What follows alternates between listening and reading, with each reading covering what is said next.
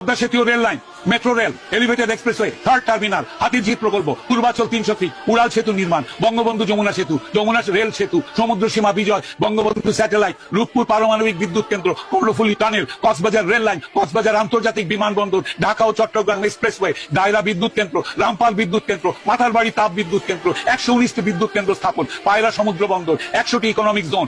560টি model মসজিদ, 1681টি মাদ্রাসা ভবন নির্মাণ, কওমি মাদ্রাসার স্বীকৃতি, উন্নয়নশীল দেশের উন্নতিকরণ, রোহিঙ্গাদের আশ্রয়দান, সমস্ত দেশকে রেলওয়ের আওতায় আনার উদ্যোগ, ফ্লাইওভার নির্মাণ, মহাসড়কগুলোকে 4, 6 ও 8 লাইনে উন্নীত করা, এশিয়া হাইওয়ে রোড প্রকল্প, ঘরে ঘরে বিদ্যুৎ, ফ্লাইওভার, নদী ভাঙ্গন রোধ, শ্রমিকের মজুর বৃদ্ধি, বয়স্ক ভাতা, মাতৃত্বকালীন ভাতা, বিধবা ভাতা, মুক্তিযোদ্ধা ভাতা, শিক্ষা ভাতা, প্রতিদ্বন্দ্বী ভাতা, স্বামী পরিত্যক্তদের ভাতা, জেলেদের খাদ্য সহায়তা, ইমামদের ভাতা, বাসস্থান, বৈশাখী ভাতা, ডিজি কার্ড, আরো অজস্র। আমার দম কুলাচ্ছে না এতগুলো পড়তে। 15 বছরে যদি এতগুলো কাজ কেউ করে থাকে, তাকে কোন চক্রান্তকারী এই টাকা পাচার করার দেয়? আর সে যদি ডিক্টেটর হয়,